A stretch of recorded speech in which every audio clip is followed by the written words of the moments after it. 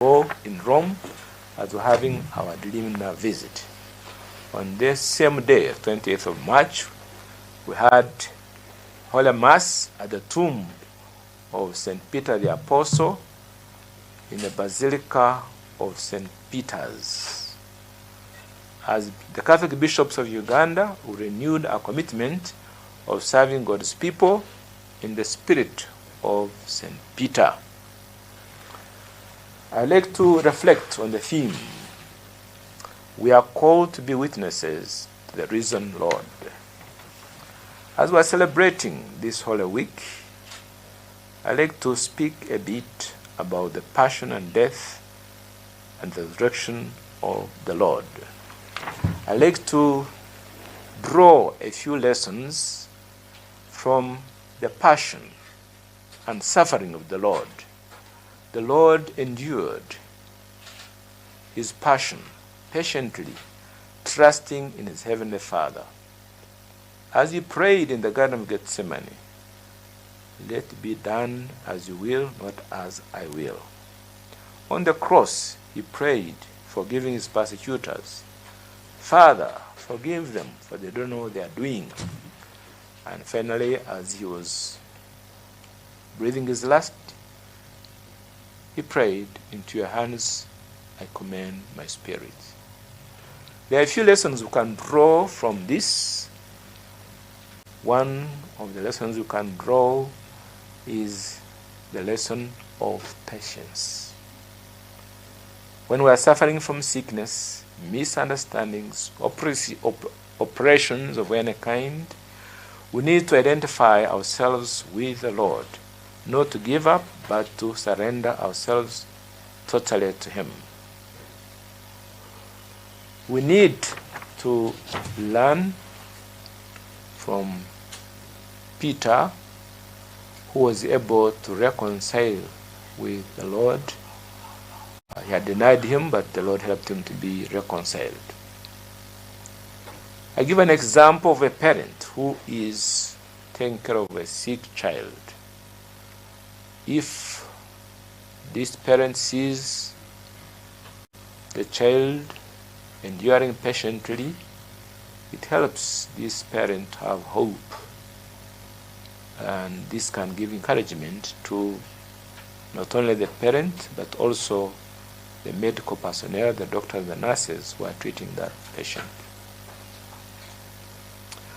I'd like to talk more about the resurrection. The death and resurrection of Christ, or the death of Christ, is not like any ordinary death. He died between two thieves. Those thieves are forgotten. But the Lord Jesus, the death was unique. It was mentioned earlier in the scriptures, the Old Testament, and it is a death that brings salvation to all humanity. We see Peter as the leader of the 12 apostles. Though he denied him 3 times, but the Lord, after raising from the dead, was able to help Peter to be reconciled. When he appeared and asked him the question, "Peter, do you love me?" "Yes, Lord," Peter said. "You know how I love you," and gave him the responsibility: feed my lambs, feed my sheep, tend my sheep. Peter, with the help of the Holy Spirit, was able to continue doing his work. And in the text of Acts chapter 10 that I referred to, Peter is in the house of Cornelius, a pagan Roman soldier who had prayed for conversion, and the Lord heard his prayer and was baptized. This text of scripture that we are meditating upon helps us to appreciate the fact that the Lord Jesus, after rising from the dead, he ate and drank with the disciples, which confirms the fact that the Lord Jesus instituted the sacraments of the Eucharist, baptism, and penance, and others. He gave the apostles the power to preach the word of God and show that he is the judge of the living and the dead.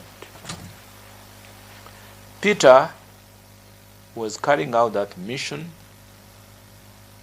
showing the importance of how we need to believe as followers of Christ, how in baptism we die and rise with the Lord. We are invited to witness to this risen Lord in word and action.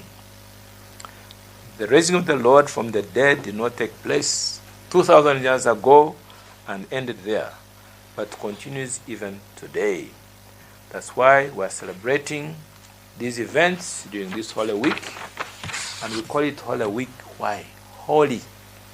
It is inviting us to journey with this Lord so that we are able to get benefits from this journey of 40 days, to die and rise with Christ so that we are able to rise with him. This is supposed to help us to celebrate as a community.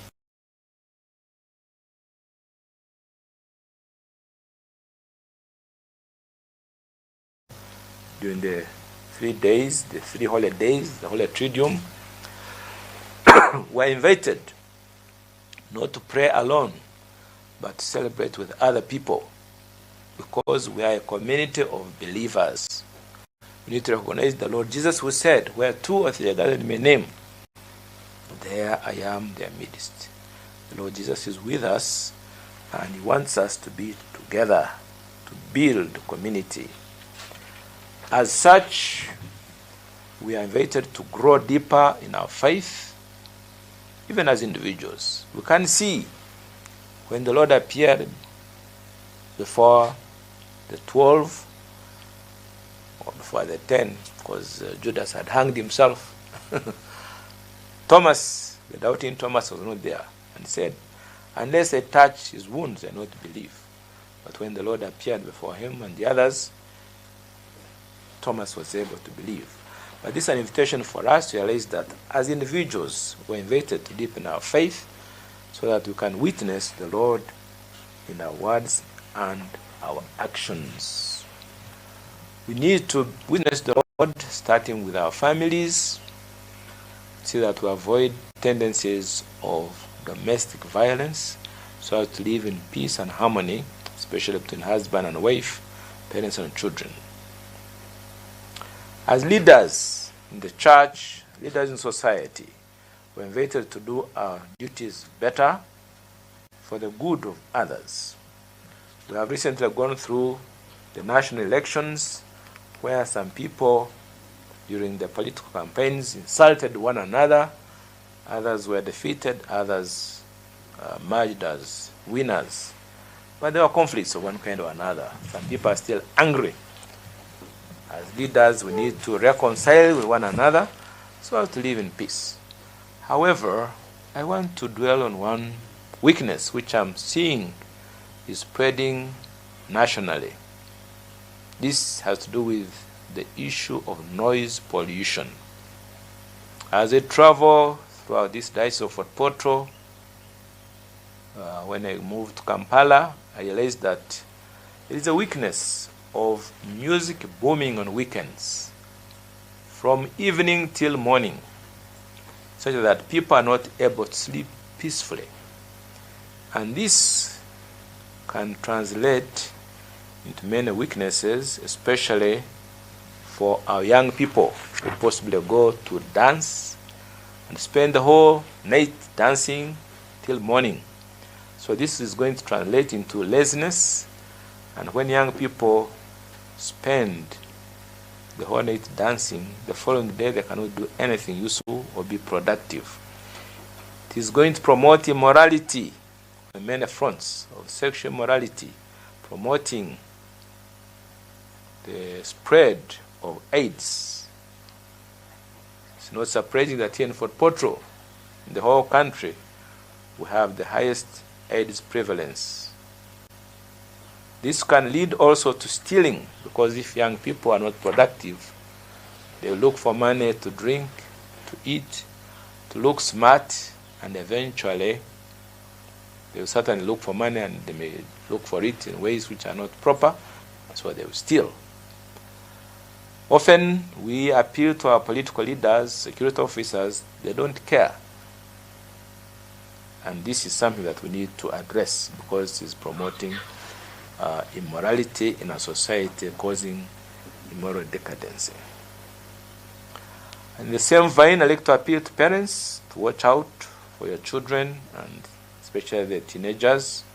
They may be tempted to go these places to spend the nights dancing, and when they do that, they may fail to do their studies well, and as such, they may become a nuisance to the families. There's an English expression which says to be forewarned is to be forearmed. So parents, please take charge. As we celebrate this great event of Easter, let us refuse to fall into sin, strive for a life of holiness, to live honestly our lives, to be a witness to Christ that is risen from the dead in word and action. So this will bring us true peace in our families, in society, and this will help us to truly be useful citizens of the church and society at large. I want to wish all of you a happy Easter. Feel the blessings from the risen Lord. Hallelujah, hallelujah, hallelujah.